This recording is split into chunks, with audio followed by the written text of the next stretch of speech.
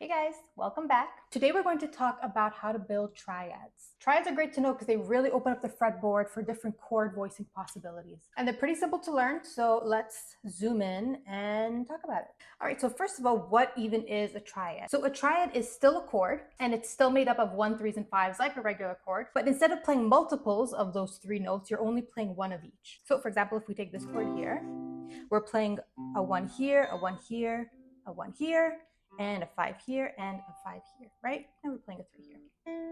And if we play this as a triad, we're only playing one of each. So how do we find these triads across the fretboard? Well, like we would find a lot of other things, we're going to use our cage system. And if you're not familiar with the cage system, I'll link a video down below where I talk about it in detail. So from our cage system, we're going to use 3 shapes to build triads. We're going to use the A shape, the E shape, and the D shape. So let's start with our A shape. And we're playing a C major chord, right? Because our index is on the C note up here. So to turn this chord into a triad, we're going to have to eliminate some notes, right? So we're going to drop the top half of this chord and only play the bottom half. So that's going to look like that. So you see how this is still the A shape? It's just divided in 2. So now the root note of this triad is going to change, right? It used to be up here, but since we dropped it, it's going to change. So now the root note or the triad identifier in this shape is going to be this one here on the 3rd string, right? This is the note that is going to tell you what triad you're playing. Now onto our D shape.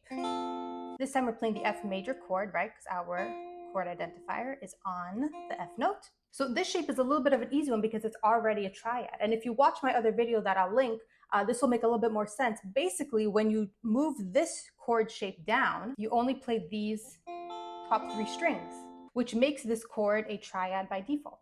So your 1 is here, your 5 is here, and your 3 is down here. So your triad identifier in this shape is on the 2nd string right here. This is the F note, so this is the F chord / triad. Now onto our E shape. And we're playing the A chord because our index here is on the A note, right? So if we want to turn this chord into a triad, all we'll have to do again is drop some notes and just divide it in half. So we'll drop these bottom strings here and only play these top strings here. See how that's the same shape, just divided in 2, right? And you can also just readjust your finger placement to whatever feels more comfortable to play. So your 1 is down here, your 5 is here, and your 3 is here. So your triad identifier in this shape is on the 1st string right here. This is the A note, so this is your A triad. And so now let me mention that any combination of 1, 3s, and 5s that you find in any given key or chord shape is a triad.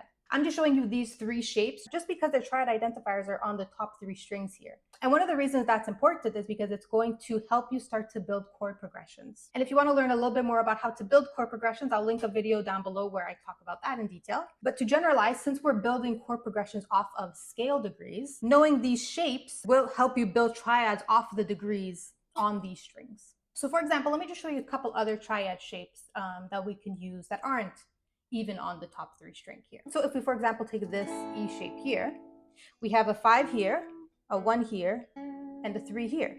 So this, if you just play these 3 strings, is also a triad. And so let's even look at another triad shape in the E shape. So if we drop some notes, we could play this triad shape here. So your 1 is here, your 3 is here, and your 5 is here. All right, guys, so that is it. That is how you build your triads through the cage system. And remember, you don't have to stick to the shapes that I showed you. Just get creative and look at the chord shapes and find any other triad that you like and that works for you. So leave me a comment if you have any questions, and thanks for watching, and I'll see you soon.